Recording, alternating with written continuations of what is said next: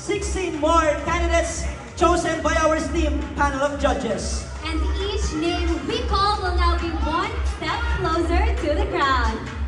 Let's begin! Let's begin! Joining the top 22 is MIPH 3, Ivan Jimenez Galeon, Bataan!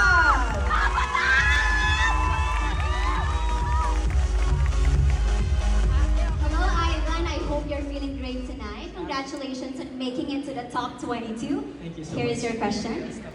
As the representative of Bataan, how do you bring pride to your province in the national and bigger spotlight? Do you want it in Tagalog? Yeah. Bilang kinatawan ng Bataan, paano mo may pagmamalaki ang iyong probinsya sa pambansang entablado at mas malaking entablado? As you all know that the preliminaries happened in Bataan. And actually, this is a great opportunity for me to showcase what Bataan can offer. And that's the purpose of it. And to everyone who believed in me, to my fellow candidates, I hope that you enjoyed. And I know that preliminaries in Bataan gave a purpose. And that purpose is to showcase the true beauty of Bataan. Thank you. Thank you so much, MIPH Bataan. Congratulations. Also advancing is MIPH 31, Julius Irving Lirio, Rizal Province. Here is your question, Julius. As Ginoong Rizal Charity, what does charity work mean to you? Bilang Ginoong Rizal Charity, ano ang kahulugan ng gawaing kawang-gawa para sa iyo? It would definitely mean a lot to me because as a working student, I am the one who values education so much because I know that education can take us so far in our life. And I know that education is valuable to each and every one of us to have a brighter future. And that's actually what I wanted to amplify in order for us to have a brighter future and to always make sure that Filipinos can rise above all odds. Thank you so much. Thank you so much, MIPH 31, Rizal Province. Joining them in the next round is MIPH 2, Michael Francis Usha, Malayan, Batangas. Good evening, Michael. Here is your question. As a digital creator, how can you use your platform to amplify the Mr. International Philippines brand? Bilang isang digital creator, paano mo magagamit ang iyong plataforma para mas mapalakas ang pangalan ng Mr. International Philippines? As a content creator, I could amplify the Mr. International Philippines by creating a content showing that Mr. International is not just about how you see us in the stage right now, but the stories behind the stage, the struggles, the sacrifices, just to show you and to showcase you what we can do right now. And with that, I could say that Mr. International Philippines is not just making a crowns for the kings, but values and purpose for the kings to inspire the people. Thank you so much, MIPH Balayan, Batangas. Alright, joining them in the next round is MIPH 27, Emerjan Bondok, Pampanga. Good evening, Kabalen. Congratulations. As a civil engineer, what blueprint would you design to build a stronger, prouder Filipino identity? Bilang isang civil engineer, anong disenyo ang bubuin mo para mas pagtibayin at ipagmalaki ang pagkakakilanlan ng isang Pilipino? As an engineer working in our local government, I have experience seeing every student lacking finance to their educational fees. So I'm helping them to acquire their scholarship grants and educational assistance funded by the local government. So for me, I believe with education, they can truly change their lives and move forward with opportunities. Thank you. Thank you so much, MIPH Pampanga. And next to secure his place in the top 22 is MIPH 17, Andre Boliso, Laguna.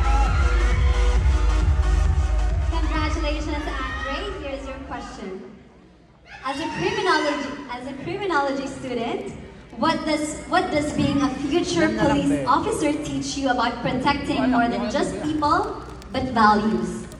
Bilang estudyante ng criminology, ano ang natutunan mo bilang magiging pulis pagdating sa pagprotekta, hindi lang sa tao, kundi pati sa mga pinahalagahan natin bilang lipunan? Para po sa akin, ang pagiging criminologist ay hindi lamang sa pagprotekta sa ibang tao, kundi part na rin po ito kung paano natin i-disiplina yung ating sarili. Disiplina kung saan makakatulong tayo sa ibang tao at mas ma-improve natin yung sarili natin sa ibang bagay. Yun lamang po, maraming salamat. Maraming salamat, MIPH Laguna. And you are also in MIPH 13, JR Hiliena, Philcom KSA. Congratulations to my fellow OFW. Congratulations. Here's your question. What do you think OFWs like you can teach the world about Filipino resilience? Sa tingin mo, ano ang may tuturo ng mga OFW na tulad mo sa mundo tungkol sa tibay ng loob ng pagiging Pilipino? I am working an OFW for almost 5 years. And I know what resilience means to me. It's all about rising above distance and sacrifices. I turned pain into purpose. And now, I'm strong to stand to represent the true strength of Filipino wherever in international countries that I want to go. That would be all. Thank you. Thank you so much, MIPH Philcom KSA. And you are also in MIPH 10, John Steve Codia Pestaño, Davao City. Good evening and congratulations, John. As a fitness model, what is the biggest misconception about fitness models that you want to break? Bilang isang fitness model, ano ang pinakamalaking maling akala tungkol sa inyo na gusto mo itama? Sabi ko mas masarap yung black. A pleasant evening to everyone. The misconception that I wanted to remove about fitness, being fit in the fitness industry, is if you work out today, you will get the result tomorrow. That's not how it works. Everything takes time for it to be developed. And if you fail in your life at the beginning, work for it. If you fail 100 times, work for it 101 times. Good evening, everyone. Thank you. Maraming salamat, MIPH Davao City. You're one step closer to the ground. MIPH 6, Marlon Martin, Bulacan Province. As an altar server, what life lesson from church service still guides you in this new world of pageantry? Bilang isang sakristan, anong aral sa simbahan ang dala-dala mo pa rin ngayon sa mundo ng pageantry? There are three qualities that I gain from being an altar server. First, be humble. Second, discipline. And most especially, resilient. That's why I'm standing here in front of you all, saying that you can prove something better for your better future. Thank you. Thank you so much, MIPH Bulacan Province. And you made it to top 22, MIPH 23, Jose Carlos Paras, Metro Lord. As a runway model, how do you use your Moreno beauty to redefine Filipino masculinity? Ano naman? I am promoting the natural looks of a Filipino because being a Moreno is closely to be my power to be the distinctively handsome international Philippines. Thank you. Thank you so much, MIPH Metro Clark.